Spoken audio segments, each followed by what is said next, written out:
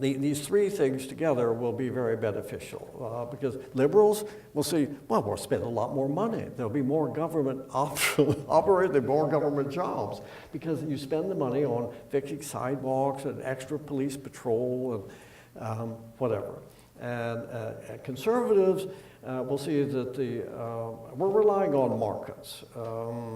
And in terms of getting rid of minimum parking requirements is deregulating development. It's letting the developers decide and the property owners decide how much parking they want to provide.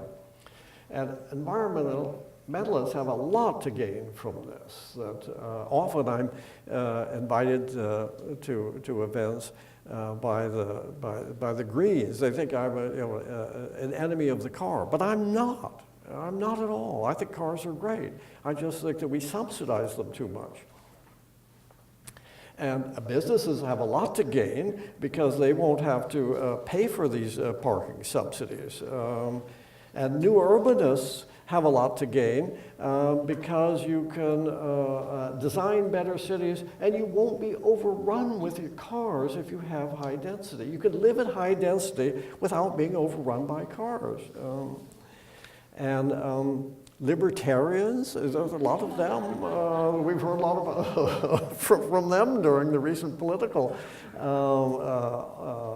campaign, that it will be that there's more individuals will make choices, what's better for them. Nobody's going to tell them how many parking spaces are needed. There'll be less government regulation. And property rights advocates, we hear a lot from them. That's a very legitimate, all these are legitimate stances. And I'm saying that we could appeal to all of them. Developers certainly will know that if they won't have to worry about getting variances or paying in lieu fees for parking they don't want to provide, the developers have a lot to gain. And people who live in the neighborhood will see that their neighborhood is a lot better. And certainly affordable housing advocates have so much to gain because a lot of affordable housing subsidies go to pay for the required parking. I've talked to many affordable housing developers and they say that the entire subsidy they get for the housing is less than what they have to pay for the required parking.